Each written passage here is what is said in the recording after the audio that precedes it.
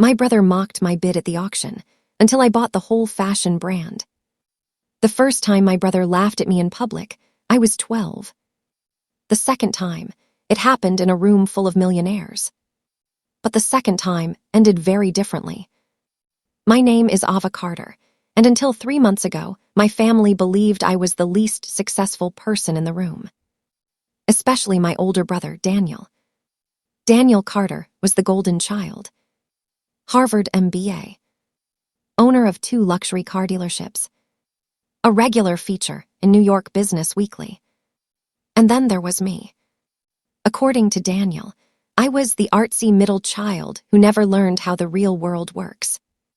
What my family didn't know was that, while they were busy measuring success with titles and flashy cars, I had quietly built something of my own. But I'm getting ahead of myself. Let's go back to the night of the auction.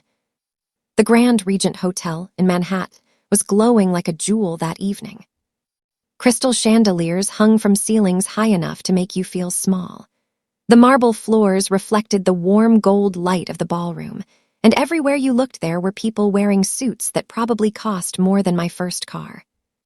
The event was a corporate asset auction. One struggling company was selling its divisions. And the biggest prize of the night was a mid-tier fashion chain called Velmora. 27 stores across the United States. A loyal customer base. And a brand that had fallen into debt after its founder passed away. Most people in that room saw a dying business. I saw potential. But of course, I wasn't the only one interested. Daniel was there too. I spotted him immediately when I walked in. Tall, perfect hair, designer watch that flashed under the lights every time he moved his hand. Next to him stood our parents, and Daniel's fiancée, Lauren. The moment Daniel saw me approaching, his eyebrow lifted. "Ava," he said, surprised, "did you get lost on the way to an art gallery?" Lauren laughed. My mother looked uncomfortable. I smiled politely. "Hi to you too." Daniel glanced around the room dramatically.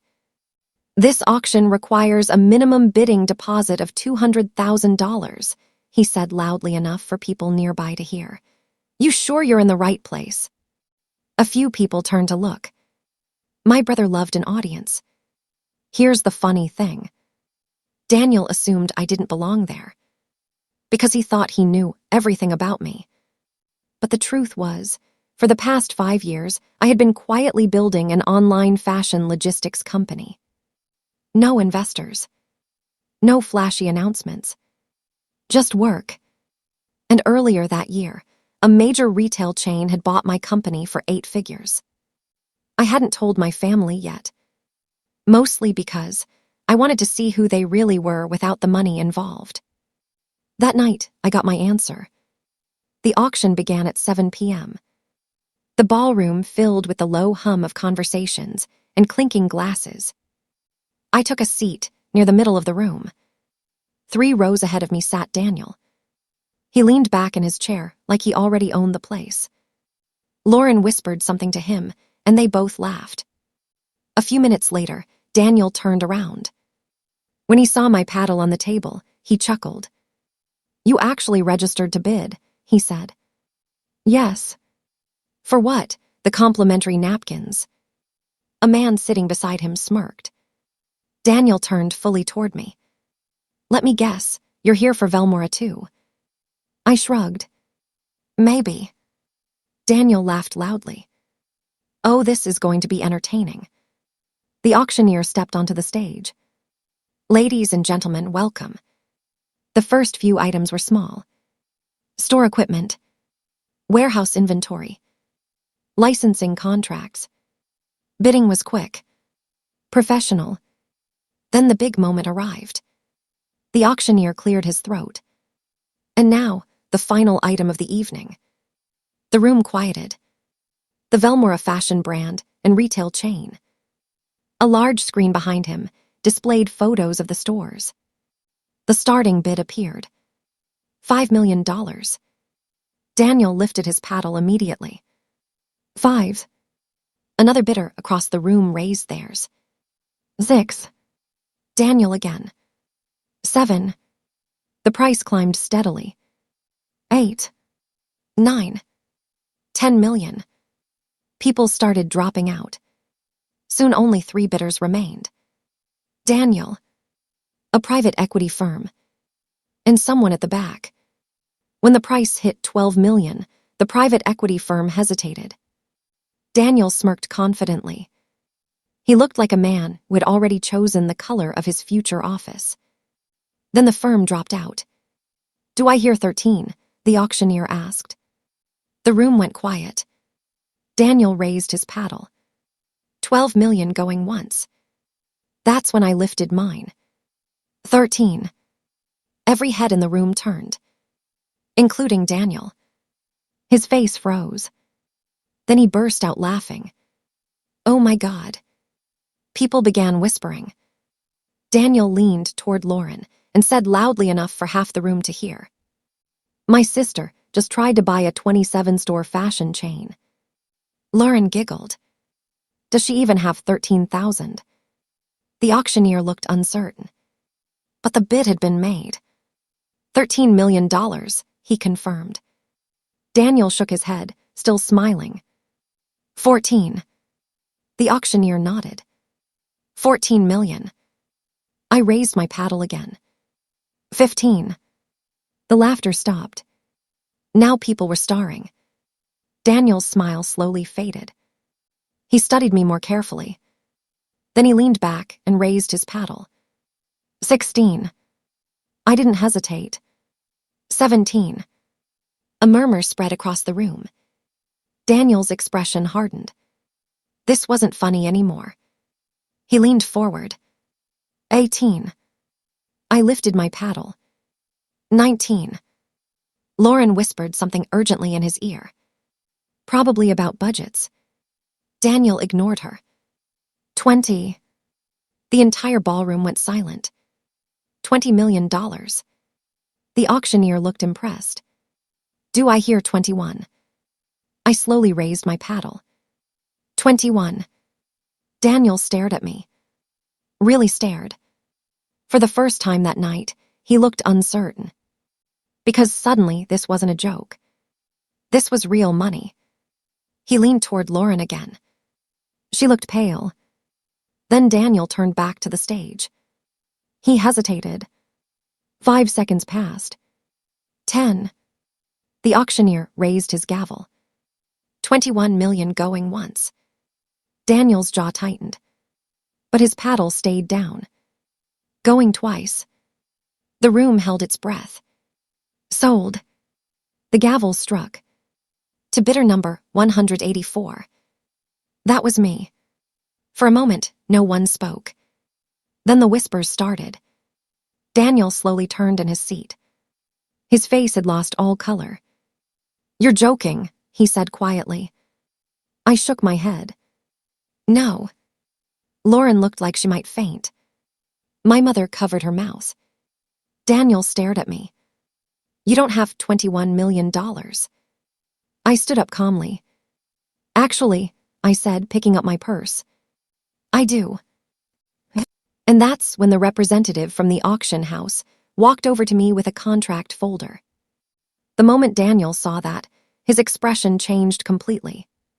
From amusement, to confusion, to something very close to panic. Because for the first time in his life, my brother realized he might have been wrong about me. And the best part, the real shock hadn't even happened yet. Because 10 minutes later, Daniel would discover who he had just been competing against. And why buying Velmora was only the beginning. For a few seconds after the gavel struck, the entire ballroom felt strangely quiet. The kind of quiet that happens when people realize something unexpected has just taken place. I stood calmly beside my chair while the auction house representative handed me the folder containing the purchase agreement. "Congratulations, Ms. Carter," he said politely. "We'll just need your signature and confirmation of the transfer." Behind me, I could feel dozens of eyes watching. But the most intense stare came from one person. Daniel. My brother slowly stood from his seat. "You're serious?" he asked. His voice had lost the confidence it carried earlier. I met his gaze. "Yes."